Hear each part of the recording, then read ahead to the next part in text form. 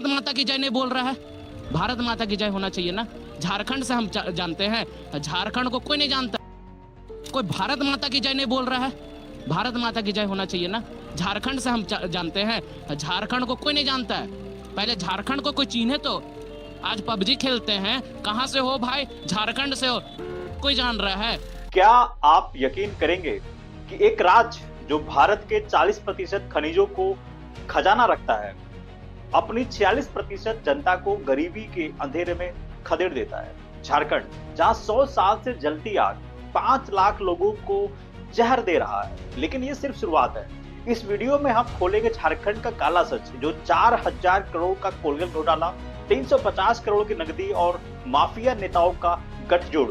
क्यों 39.6% बच्चे कुपोषित है झारखंड के, और क्यों नक्सलवाद और भ्रष्टाचार यहाँ की सैर कराते हैं। यह वीडियो देखना जरूरी है, क्योंकि यह एक सिर्फ झारखंड की कहानी नहीं, ये साजिश का खुलासा है।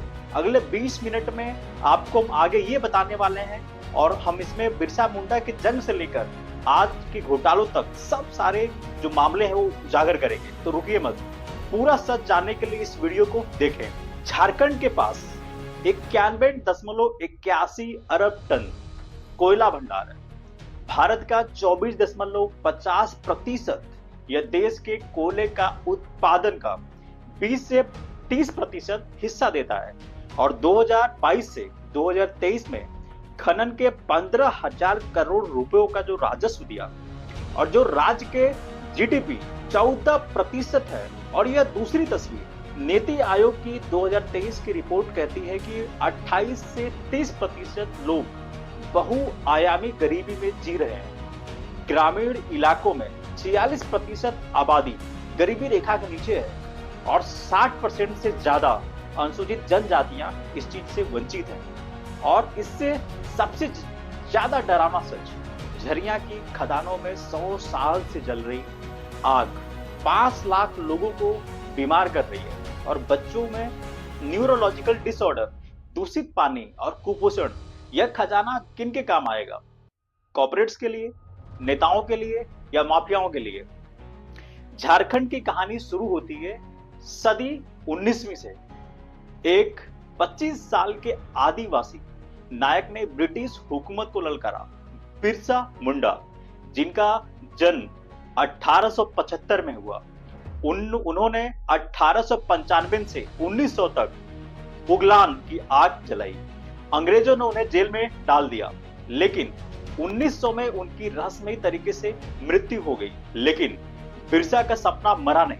1912 में आदिवासी नेताओं ने अलग राज्य की मांग उठाई। 1949 में राज्यपाल जयपाल सिंह मुंडा, एक हॉकी लेजेंड और एक्सपर्ट ग्रेजुएट, ने झारखंड पार्टी बनाई। 1955 में उन्होंने केंद्र को प्रस्ताव भेजा, हमें हक चाहिए, हमें झारखंड चाहिए। 1980 के दशक में यह आंदोलन उग्र हो गया। आदिवासी और गैर आदिवासी एकजुट हो गए, और 1998 में बिहार विधानसभा में झारखंड गठन का विधेयक लाया गया, और लालू प्रसाद यादव ने गर्जना की, मेरी लाश पर ही झारखंड बनेगा। लेकिन राजनीति तक खेल पलट गया। 2 अगस्त 2000 को अटल बिहारी वाजपेयी की बीजेपी सरकार ने बिहार पुनर्गठन अधिनियम पास किया, और 15 नवंबर 2000 को बिरसा मुंडा की जयंती पर झारखंड भारत का 28वां राज्य बना दिया गया। बाबूलाल मरांडी पहले झारखंड के मुख्यमंत्री बने। लेकिन क्या यह जीत पूरी थी, या यह एक नए जग की शुरुआत थी? झारखंड को भारत का रूहर कहा जाता है। यहाँ 40% खनिज भंडार है। झारखंड एकमात्र ऐसा राज्य है जो प्राइम कोकिंग कोयला उत्पादित करता है। 2023 में खनन ने 138.15 मिलियन टन खनिज पैदा किया, जिनका मूल्य 15,000 करोड़ रुपया था। Coal India, Central Coalfields, Tata steels, Jindal steels और अडानी समूह यहाँ बड़े प्लेयर्स हैं।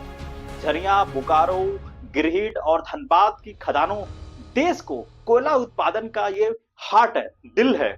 लेकिन इस खजाने के पीछे एक काला सच छिपा है। झरिया के 100 साल से ज्यादा जल रही भूमिगत आग आज ने 5 लाख लोगों की जिंदगी जहरीली बना बैठा है। मांगवे इंडिया 2023 की रिपोर्ट कहती है कि अस्थमा, टीबी और स्किन प्रॉब्लम ये आम बात है।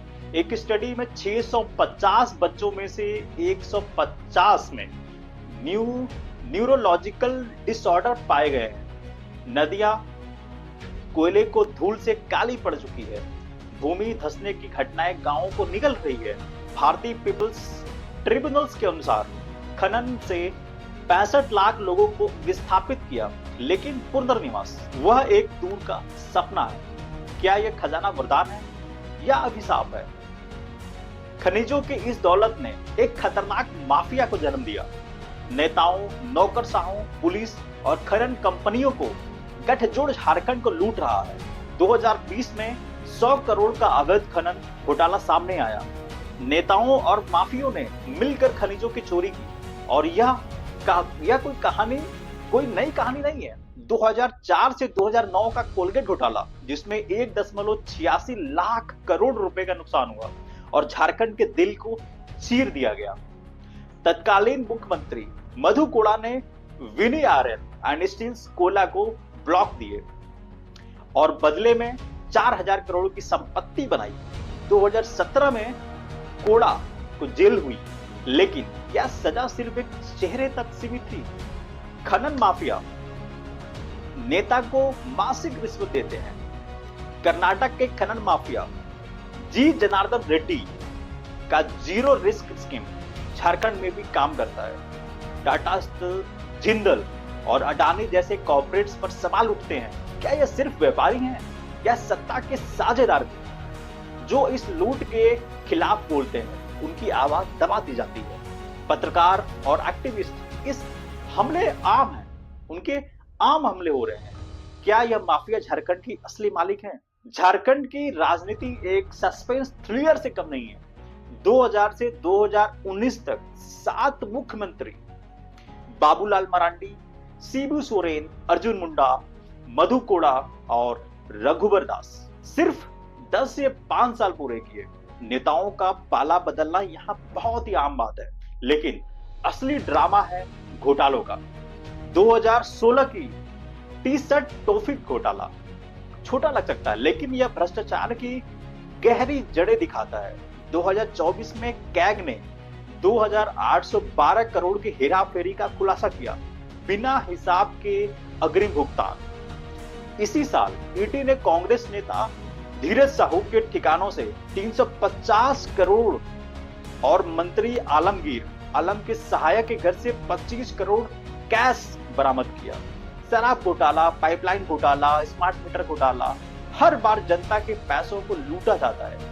और वर्तमान जेएमएम और कांग्रेस सरकार के मुख्यमंत्री हेमंत सोरेन भी अछूते नहीं है, जो कि 236 करोड़ के लैंड स्कैम के आरोप में है और 2024 में उनकी गिरफ्तारी से सनसनी मचा दी।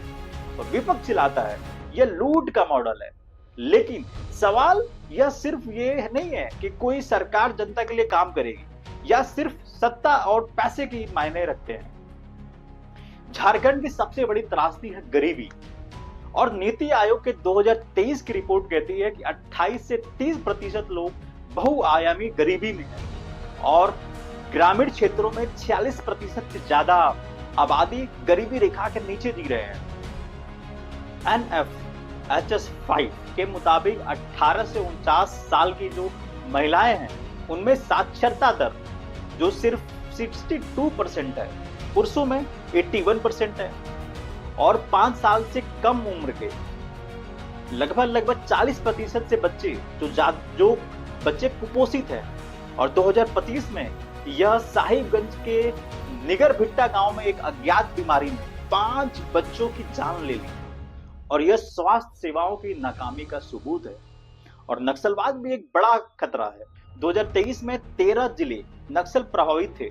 हिंसा कम हुई, लेकिन ग्रामीण डर में जीते हैं। बेरोजगारी का दर 15 से 30 साल के युवाओं में केवल 3.6% है, जो राष्ट्रीय औसत से बहुत ही कम है, लेकिन रोजगार के अवसर ना के बराबर है। सरकार ने स्किल इंडिया तो लाया, लेकिन इसके तहत 10,000 युवाओं को प्रशिक्षण देने का लक्ष्य रखा गया, लेकिन सिर्फ 4000 को ही मौका मिला। जेपीएससी ने 21 साल में सिर्फ 13 परीक्षाएं की और हर बार अनियमितताओं के कारण कोर्ट में मामला चला जाता है। और एक उम्मीदवार अजय कुमार ने कहा, हमारा भविष्य लटक रहा है। क्या यह सिर्फ नाकामी है या ही कोई साजिश है? झरिया की जलती खदानें झारखंड की सबसे बड़ी त्रासदी है। 100 साल से जल रही आग ने 5 लाख लोगों को जिंदगी जहरीली बना दी है। मांगनेवे इंडिया की 2023 की रिपोर्ट कहती है कि अस्थमा, टीबी और न्यूरोलॉजिकल डिसऑर्डर यहां आम बात है। 650 बच्चों में से 150 न्यूरोलॉजिकल समस्या पाई गई है। नदियां कोयलों के अपशिष्ट दूषित है। 2025 में दुमका के एक अस्पताल में ऑक्सीजन की कमी से 3 मरीजों की मौत हो गई। और झरिया पुनर्निवास योजना 2004 से शुरू हुई, लेकिन 2023 तक अभी तक अधूरी है। प्रभावित परिवार को मुआवजा नहीं मिला और खनन ने 65 लाख लोगों को विस्थापित कर दिया। और यहाँ के आदिवासी समुदाय अपनी जमीन, अपनी संस्कृति और अपनी पहचान खो रहे हैं। और सरकार ने प्रदूषण नियंत्रण के वादे किए, लेकिन जमीन पर कुछ नहीं बदला। क्या यह लापरवाही है या जानबूझकर इन चीजों को अनदेखी किया जा रहा है? और झारखंड की राष्ट्रीय पहचान एक है विरोधाभास। यह खनिजों का पावर हाउस है, लेकिन विकास में पिछड़ा हुआ। साउथ एशिया जर्नल की 2023 की रिपोर्ट कहती है कि संसाधनों का लाभ कॉर्पोरेट्स और बाहरी उद्योगपतियों को मिलता है। आदिवासी या गैर आदिवासी तनाव में और राजनीतिक स्थिरता में इनकी छवि को कमजोर किया जा रहा है। और जनता में यह भावना है कि उनका राज्य सिर्फ एक खनिज सप्लायर बनकर रह गया है। जेएमएम ने सरना धर्म और 1932 में भूमि रिकॉर्ड की मांग उठाई, लेकिन क्या यह सिर्फ वोट की राजनीति है? बीजेपी ने आदिवासी राष्ट्रपति द्रौपदी मुर्मू जी को सम्मानित किया, लेकिन इसे प्रतीकात्मक माना जाता है।